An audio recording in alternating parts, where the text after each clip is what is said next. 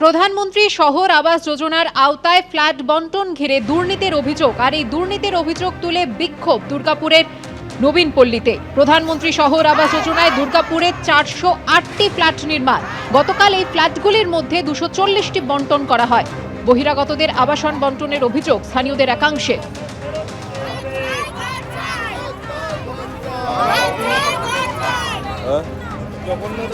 কোথায় এখানে আসছে?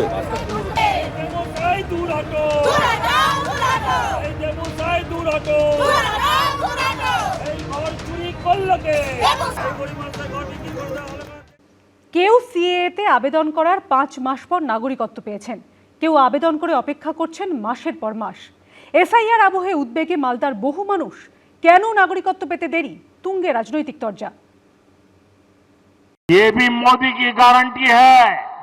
मोदी ने सीएए के माध्यम से शरणार्थियों को पूरी सुरक्षा दी है। 17 জানুয়ারি মালদায় দাঁড়িয়ে সিএ নিয়ে এই মন্তব্য করেছিলেন প্রধানমন্ত্রী নরেন্দ্র মোদী। অথচ সেই মালদাতেই সিএতে নাগরিকত্বের জন্য আবেদন করেও মাসের পর মাস অপেক্ষা করতে হচ্ছে অনেককে। অনেকে পেয়েছে আর আমরা পাইনি। খুবই উদ্বিগ্ন, খুব চিন্তা আছে। মূলত হিন্দু শরণার্থীদের নাগরিকত্ব দিতে সিএএ বা নাগরিকত্ব সংশোধনী আইন নিয়ে এসেছে মোদী সরকার। আবার এসআইআর প্রক্রিয়ার মধ্যে গত ডিসেম্বরে সুপ্রিম কোর্ট পর্যবেক্ষণে জানিয়েছে, যতক্ষণ না কেউ ভারতের নাগরিক হিসেবে ঘোষিত হচ্ছে ততক্ষণ ভোটাধিকার পেতে পারে না। প্রথমে নাগরিকত্ব পেতে হবে, তারপর ভোটার তালিকায় নাম তোলার বিষয় আসবে। এর ফলে বিপাকে পড়েছেন মতুয়াদের একটা বড় অংশ এবং বাংলাদেশ থেকে আসা বহু হিন্দু শরণার্থী, যাদের মধ্যে রয়েছেন পুরাতন মালদার খয়রাতি পাড়ার জয়সওয়াল দম্পতি। 1992 সালে বাংলাদেশের বগুড়া থেকে চলে আসেন তারা। গত ডিসেম্বরে সিএর মাধ্যমে নাগরিকত্ব পেতে আবেদন জানিয়েছেন। জানুয়ারিতে দুবার শুনানিও হয়েছে, কিন্তু এখনো নাগরিকত্ব পাননি। সিটিজেনশিপটা কার্ডটা পেয়ে যায়, তাহলে আমরা ভোটের নাম দিতে পারবো, ভোট দিতে পারবো, বাচ্চা কাচ্চা নিয়ে ভালো থাকবো। উদ্বেগে কি এসআইআর করেছিলাম, এসআইআর প্রয়োজনীয় কাগজপত্র দেখাতে পারেনি, যার জন্য আমাদের উঠলো না। খুব চিন্তা ভাবনায় আসি কি হবে না। এত সালে এসেও আমরা যদি নাগরিকত্ব না পাই। মালদার হবিবপুরের আরেক বাসিন্দা স্বপন বিশ্বাস 1997 সালে বাংলাদেশ থেকে ভারতে চলে আসেন। গত 23 ডিসেম্বর সিএতে নাগরিকত্ব পেতে আবেদন করেন। ভেরিফিকেশন হয়েছে, কিন্তু সার্টিফিকেট কবে হাতে আসবে জানা নেই। বাংলাদেশ থেকে আসছে ওই ধর্মীয় অত্যাচারের জন্যই। আমি 97-তে আসছি। আমি আবেদন করেছি হলো 23/12/2025 ডিসেম্বর। তারপরে বাড়িতে লোক আসছিল আমার ভেরিফিকেশনের জন্য, তারা জিজ্ঞাসাবাদ করে গেছে। হিয়ারিং হয়েছে আপনার? হ্যাঁ, হিয়ারিং হয়েছে। তবে এর উল্টোটাও আছে। হবিবপুরেরই আরেক বাসিন্দা সত্যরঞ্জন বারুই, তিনি বাংলাদেশ থেকে এসেছেন 1988 সালে। সিএতে আবেদন করে গত জানুয়ারি মাসে পেয়েছেন নাগরিকত্বের সার্টিফিকেট। তার জন্য অপেক্ষা করতে হয়েছে 5 মাস। 2025 সালের 6 আগস্ট আমি ফর্ম ফিল আপ করি এবং সেপ্টেম্বরের 25 তারিখে আমার হিয়ারিং হয়। হিয়ারিং হওয়ার পরে আমি 8ই জানুয়ারি এই সিএ সার্টিফিকেট পেয়ে নাগরিকত্ব লাভ করি। সিএতে আবেদন করেও নাগরিকত্ব পেতে দেরি হচ্ছে, এই নিয়ে একে অপরের দিকে আঙুল তুলেছে তৃণমূল, বিজেপি। এই সিএ নামে যারা নাগরিক এর আগে তাদের ভোটে প্রধানমন্ত্রী নির্বাচিত হয়েছেন, মুখ্যমন্ত্রী নির্বাচিত হয়েছেন, পঞ্চায়েত নির্বাচিত হয়েছেন, কাউন্সিলর নির্বাচিত হয়েছেন, তাদেরকে আবার নতুন করে সিএতে অ্যাপ্লিকেশন করিয়ে এখন তাদেরকে একটা জগাখুচুরি পজিশনে তাদেরকে আনা হলো। এবার এসআইআরে তাদেরকে যখন ডাকা হচ্ছে, তারা স্বাভাবিকভাবে কোনো নাগরিকত্বের, যেহেতু সিএতে অ্যাপ্লিকেশন করেছে, নাগরিকত্বের প্রমাণ দিতে পারলেন না, স্বাভাবিকভাবে তাদের নামগুলো বাদ যাবে। যারা সিএতে এতদিন অ্যাপ্লাই করতো তারা দেরি করে অ্যাপ্লাই করেছে, 1 নম্বর। দ্বিতীয়ত, যারাও অ্যাপ্লাই করেছে তাদের অনেকেই পেয়ে গেছেন, এবং কিছু কিছু ক্ষেত্রে হচ্ছে এটা পোস্ট অফিসের মাধ্যমে এই অ্যাপ্লিকেশনটা হচ্ছে, এবং সেখানে পোস্টালের যারা আছেন সেখানে ইউনিয়নটা তৃণমূলের, এবং তারা মানুষকে হয়রানি করছেন। এবং সেখানে যারা অফিসার আছেন তারা সিএ এর যে হিয়ারিংয়ের ডেটটা ইচ্ছা করে তারা 2 মাস, 3 মাস, 4 মাস পরে ফেলছেন। শিয়রে ভোট, নাগরিকত্ব পাওয়ার অপেক্ষায় এখনো বহু মানুষ। সোমক লাহিড়ী, এবিপি আনন্দ, মালদা। প্রকল্প ঘোষণার দ্বিতীয় দিনে বাংলা যুব সাথীর ক্যাম্পে লম্বা লাইন দেখা গেল। একদিকে টালিগঞ্জ বিধানসভার রানীকুঠি, অন্যদিকে রাসবিহারী বিধানসভা কেন্দ্রের সাদার্ন অ্যাভিনিউয়ে রীতিমতো ফর্ম জমা দেওয়ার হিড়িক পড়ে যায়। বেকার ভাতার লাইনে দাঁড়ানো আবেদনকারীদের মধ্যে কারোর দাবি সরকারের এই প্রকল্প অনেকটাই সাহায্য করবে, কারোর মুখে শোনা গেল চাকরির স্পষ্ট দাবি। ভাতা দিয়ে সাময়িক চলবে, লং টার্মে তো এটা চলবে না। সরকারি প্রকল্প অনুযায়ী যেরকম প্রসেস হবে আমরা সেই অনুযায়ী বেনিফিটেড থাকবো। কেউ সরকারি চাকরির পরীক্ষার প্রস্তুতি নিচ্ছেন, কারোর ভরসা টিউশন। কিন্তু স্থায়ী চাকরি তো জোটেনি, তাই এদের সবারই ভরসা এখন রাজ্য সরকারের নতুন প্রকল্প বাংলা যুবসাথী। আপাতত আশা একটাই, অ্যাকাউন্টে মাসে মাসে ১,৫০০ টাকা তো ঢুকবে। তাই সোমবার ক্যাম্পের দ্বিতীয় দিনেও কলকাতার ২ বিধানসভা কেন্দ্রে বেকার ভাতার ফর্ম নেওয়ার লম্বা লাইন। রানীকুঠিতে লম্বা লাইন, সাদার্ন অ্যাভিনিউতে ফর্ম বিলি।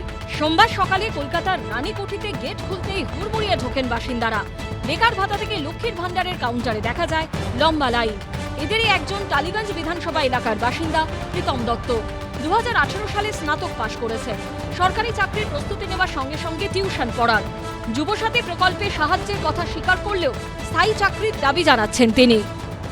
সাময়িক একটা হেল্প তো হবে, কর্মসংস্থান হোক এটাই চাইছি। কর্মসংস্থানে আরও ভ্যাকেন্সি আসুক, ভাতা দিয়ে সাময়িক চলবে, লং টার্মে তো এটা চলবে না। লং টার্মে চাকরির কোনো বিকল্প নেই। অ্যামাজন ফ্লিপকার্টের ইনস্টলমেন্টের কাজ করেন শুভঙ্কর হোর। কাজ করলে আয়, না করলে কিচ্ছু নেই। এই অবস্থায় বেকার ভাতার লাইনে দাঁড়িয়েছেন তিনিও। আমাদের তো ফ্যামিলির এরকম কোনো ইনকাম নেই, আমি কাজ করলে পয়সা, না করলে নেই। তো এটা হলে আমার একটা ছোট্ট মেয়ে আছে, ওর একটা ভবিষ্যতের জন্য এটা কাজে লাগবে। চাকরি প্রার্থীদের পাশাপাশি ভাতার লাইনে দাঁড়িয়েছেন ইঞ্জিনিয়ারিং ছাত্র সাগ্নিক রায়। তার দাবি, হাত খরচ হিসেবে ১,৫০০ টাকাই বা মন্দ কি? কোনো হেল্প হবে? অফকোর্স, হ্যাঁ, যতটুকু হেল্প হয় অফকোর্স। কর্মসংস্থান তো চাইছি, এখন আসছে ওর যদি একটু খরচ ওঠে উঠবে। টালিগঞ্জের পাশাপাশি কলকাতার রাসবিহারী কেন্দ্র কার্যত একই ছবি দেখা গেছে। সেখানেও ভাতার ভালো মন্দে শোনা গেল মিশ্র প্রতিক্রিয়া।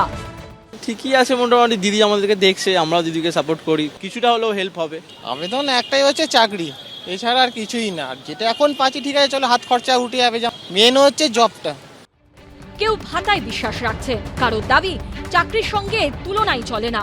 সব মিলিয়ে ভাতার ভালো মন্দে দরজা চলছে রাজ্যে। পার্থপ্রতিম ঘোষের রিপোর্ট, এবিপি আনন্দ, কলকাতা।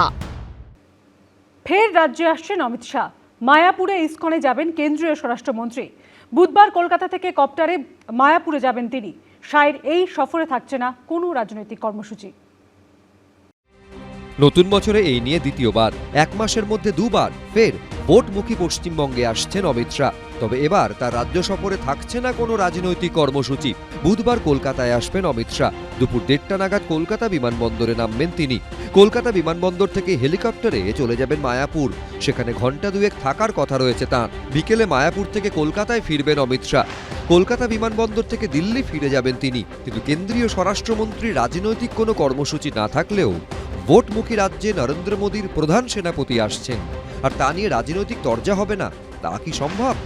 ভোট আসা মানেই অমিত শাহ, নরেন্দ্র মোদী এদের ডেলি প্যাসেঞ্জারই। তো ওনারা আসবেন, যাবেন, ঘন ঘন আসবেন, ঘন ঘন যাবেন, ভোট হয়ে যাবে, রেজাল্ট বেরোবে, তারপর আর আসবেন না। এ তো আমাদের দেখে অভ্যাস।